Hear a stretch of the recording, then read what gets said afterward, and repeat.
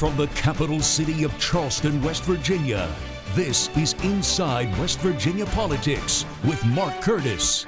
Inside West Virginia Politics is brought to you by AARP West Virginia, your ally for real possibilities in the Mountain State.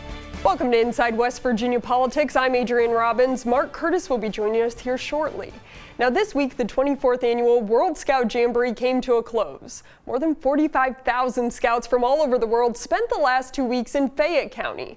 But before we head out to this massive event, let's take a look at how it came to West Virginia in the first place. Now, according to Senator Joe Manchin, it started 10 years ago when he was governor.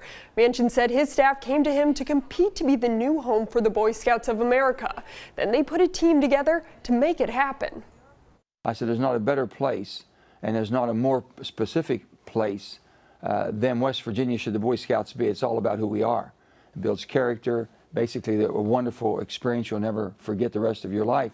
So we had a wonderful team that went together and we worked very diligently. And then I went to Dallas and made our final presentation and pitch, and the rest is history. Now, during the Jamboree, both of West Virginia's U.S. senators made a trip out there, and as you can see, they even got in on a little bit of the fun themselves. And they were just a few of the notable visitors the Scouts got a chance to meet and hear from these past few weeks. So now we're going to get a chance to hear from them as well. Let's head on out to my Inside West Virginia Politics co-anchor, Mark Curtis. Good Sunday morning, everyone, and welcome to another edition of Inside West Virginia Politics. I'm your host, Mark Curtis. We're on location this week at the World Scout Jamboree at the Bechtel Summit Reserve here in Fayette County. Joining me right now is Mike Serbaugh. He is the Chief Executive of the Boy Scouts of America, Chief Scout Executive. Mike, great to have you on the program. Mark, great to be here. First of all, I didn't know this. You're a native West Virginian. I am indeed. I was born in Charleston, and my family is from the Charleston area, but also Oak Hill, which is right next to the summit. Yeah, this is beautiful. You've been all over the country now since you left here as a young boy, and you're back here in West Virginia.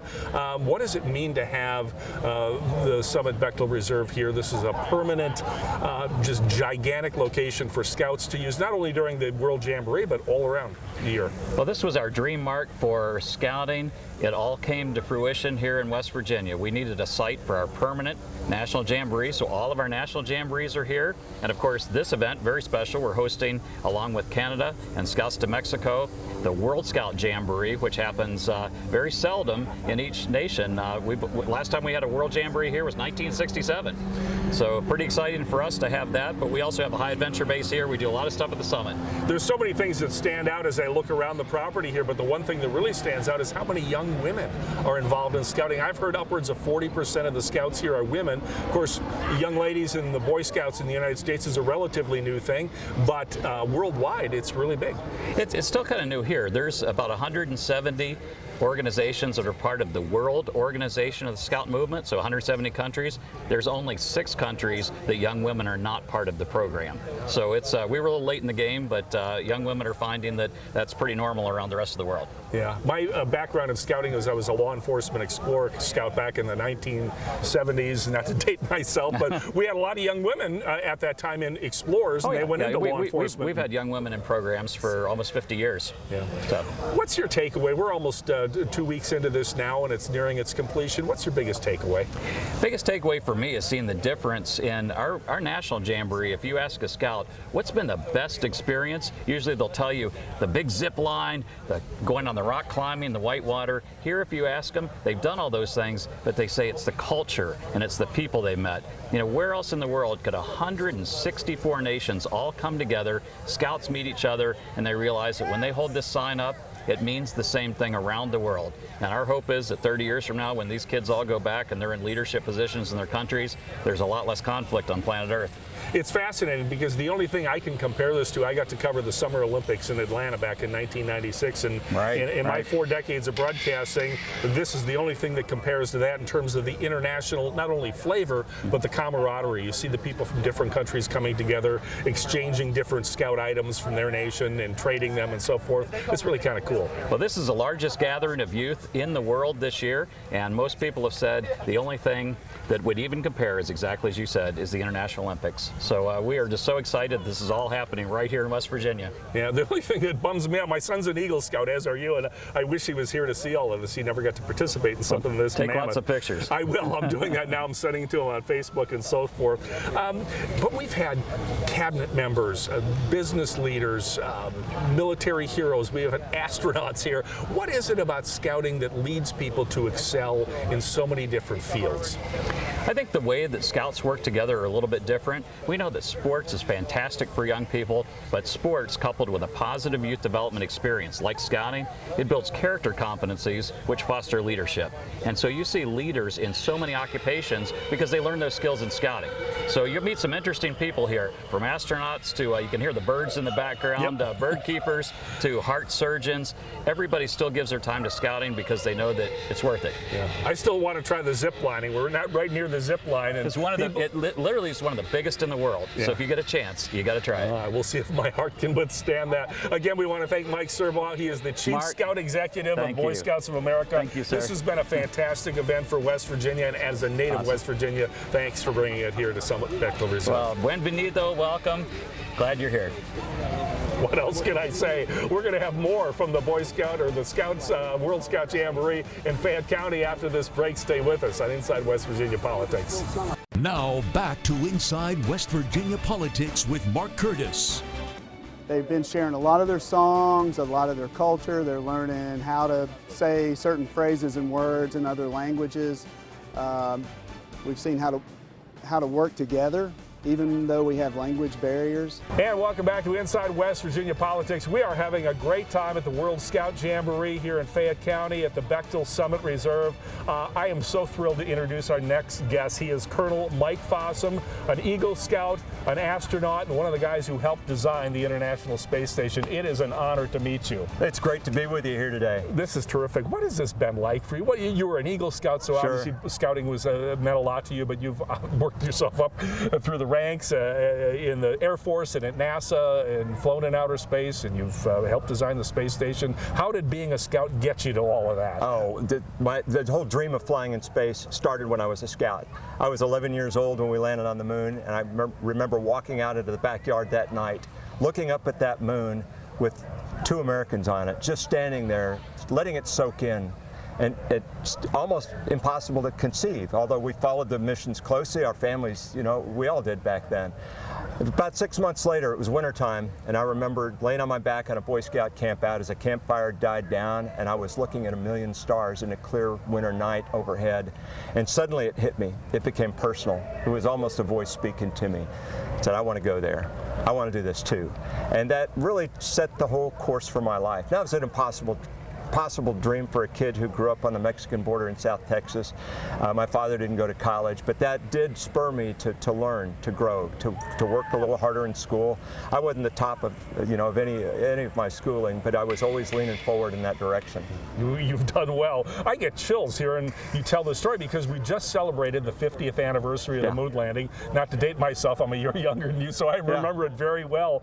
Neil Armstrong, if I'm not mistaken, was an Eagle Scout, correct? Absolutely. Jim Lovell, I don't know about There Buzz were Aldrin. many Eagle Scouts. Neil Armstrong, probably the most famous and just a beautiful human being. He actually called the National Jamboree on the way to the moon. We had a U.S. National Jamboree going on, and he talked to a scout from the spacecraft on the way to the moon because he wanted to connect with the Boy Scouts on that journey. That scout is here as a volunteer at the World Jamboree right now. That's an amazing story. And I should point out, you're not the only astronaut that's been here. I think there have been a couple others over the course of 2 weeks. And do a lot of the scouts come running up to you? They see the NASA uniform, and you know you're an astronaut. I bet you're like a magnet. There's nothing subtle about wearing your flight suit, into a crowd like this. And I don't do it. It's not for me. But so many scouts, and I've talked to hundreds of them, and I look forward to talking to hundreds more while I'm here, they will have the chance to say, I'm an astronaut. And to them, it's a really big deal. I sign autographs. I've got some things I hand out to them, so they can always carry that away. I've never been to a World Jamboree, though. This is amazing. I've been here to this property for the national jamborees we've had here, but the World Scout Jamboree is amazing. All of these countries working together, figuring out how to live together, making friends across the globe. And to me, it actually ties into what I did at NASA as a commander of the International Space Station 8 years ago, working with an international crew. We had language barriers, we had cultural differences, and we even had some things we had to work through. But we did so, and we moved from tolerating to accepting, respecting, and all the way to friendship and what I would really call love. This Jamboree is the opportunity for these scouts from around the world to make friends. Many of the countries here have disagreements on the national or the world stage, but here they're all scouts.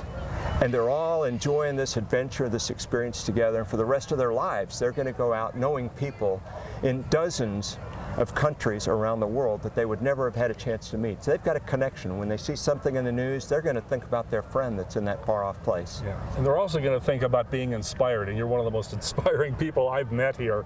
An astronaut designer, one of the designers of the International Space Station, a colonel in the Air Force. Again, we want to thank Colonel Mike Fossum for joining us.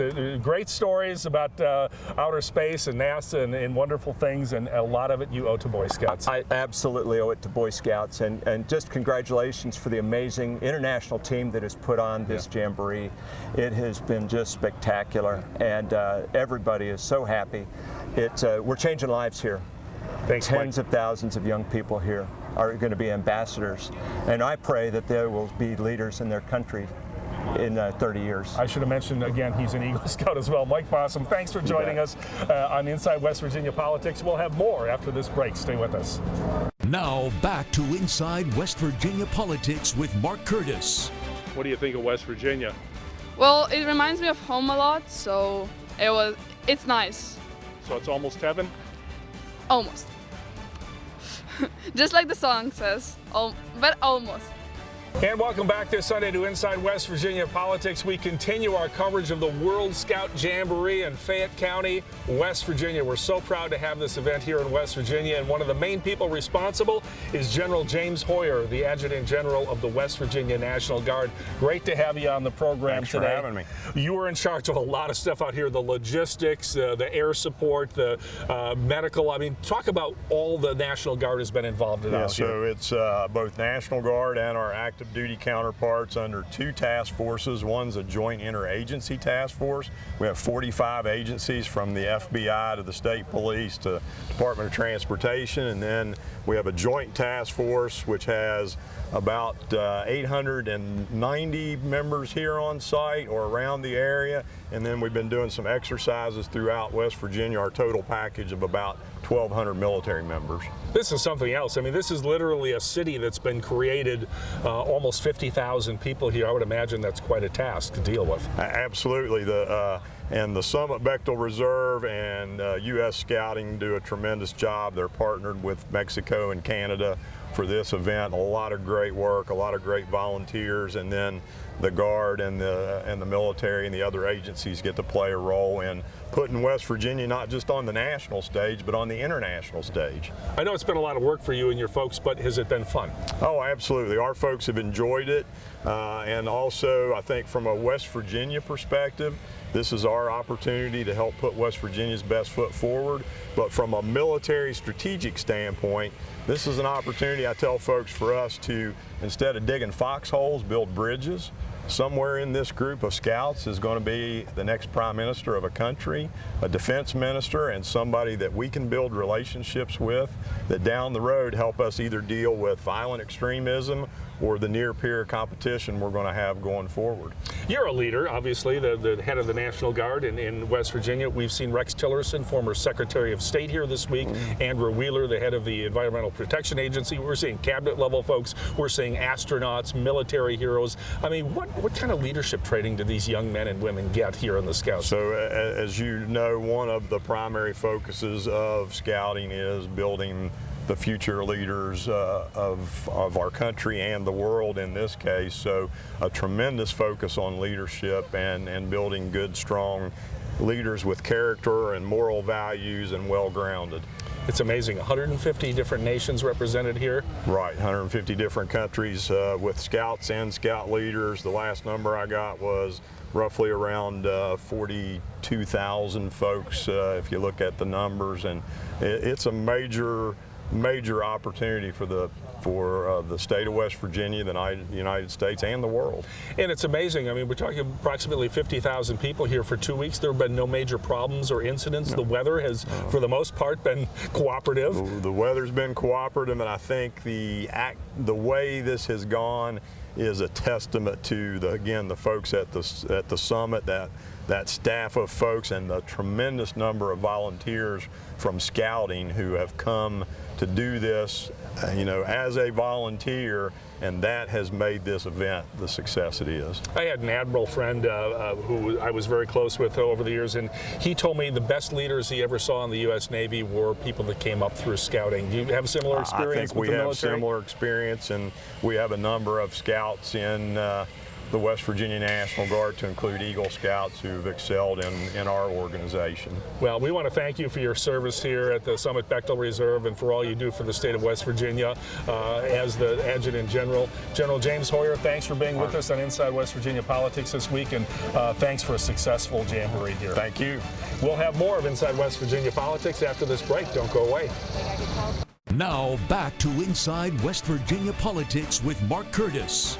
And welcome back to our final segment this Sunday on Inside West Virginia Politics. I'm Mark Curtis. Before we get to our final guests, I want to talk about my personal connection to the Bechtel Summit Reserve. It was just almost 9 years ago that I was honored to be the Master of Ceremonies at a dinner in San Francisco, where the San Francisco Bay Area Council accepted a check for $50 million from Stephen Bechtel on behalf of the Bechtel family that built this reserve. In attendance, former Secretary of State George Shultz, former Bechtel executive, along with the hero on the Hudson, Captain Sully Sullenberger, who was our guest speaker that night. It was quite an honor to be there and be involved in what was the birth of the Bechtel Summit Reserve here in Fayette County, West Virginia. My son's an Eagle Scout. My father-in-law is an Eagle Scout. My dad made it to Life Scout. He would have been an Eagle, but he had to go off and fight in World War II. So I have a deep affection for the Boy Scouts of America and all they're doing. And with that in mind, let's talk about the international aspect of scouting. I am joined by Jack Sharp and Owen Reed. They are scouts from Scotland, and we have 150 countries here that are represented. A scout handshake here to both of you. Thanks for being on our program. First of all, Jack, what do you think of the Jamboree? I think it's an absolutely amazing experience. It's really good. I'm enjoying every second of it. It's way bigger than I imagined. Owen, how about you? It's really an honour to be here. It is really warm compared to Scotland back home. But yeah, all the activities, everything, all the people you get to meet, it's really amazing. 150 different countries are represented here. This is so cool. Yeah. I assume you've made friends. How many different countries have you made friends with? Quite a lot. Quite a lot, probably. And it's good because we're camping in sea-free next to lots of different countries. Yeah, lots of different countries. So who are you in with? Who's near you? Next to Chile, Taiwan. We're Papua New Guinea. We're playing football with them. Yeah. Loads of different sports. And the culture day as well, that was amazing. Yeah. Going around seeing all different cultures, trying their foods. They got to come and try some haggis from Scotland and short. Haggis from Scotland. I forgot. Did you guys eat any of the crickets? I hear that was the big deal here, the crickets. Well, I didn't see any crickets. No. I would have. Well, there's a few days left in the Scout Jamboree. If you want to eat some crickets, find the tent that has those, because they're serving them up. We had them on the news the other night. Oh. Hey, I understand you guys won some awards for some of the water sporting events. Talk about that. Yeah. Go ahead, Jack. Right. So on our second day, sorry, we went to Water Reality, and me and Owen got the record time on it, and we believe it's still the record time, still standing. Still standing. So. Yeah, it was a two-man team, and it was. Did not know what happened, but somehow, yeah, we got lucky. Somehow we got very lucky, and. Well, you could go from the Boy Scout Jamboree to the Olympics in some kind of water sports, eh? Yeah, I know. Yeah. It's a really good time. The standing time before it was something like 7 minutes, and we got down to 3:27, so it's pretty crazy. So there's a lot of water sports, whitewater rafting, kayaking, all kinds of stuff here in West Virginia. What do you think of our beautiful mountain state of West Virginia? It's a really beautiful place to be in. Yeah, all the water activities are really good. It kind of helps with the heat, especially because we're from Scotland. It's way too warm for us, so the water does help. Good way to cool down. Yeah, good way. Speaking of West Virginia, did you guys learn how to sing Country Roads? Oh, we've known that for ages, yeah. Well, could you sing a few bars? Country roads, take me home to the place I belong. West Virginia. I'll chime in. Mountain Mama, take me home. Country roads. Oh, how about that from Scotland?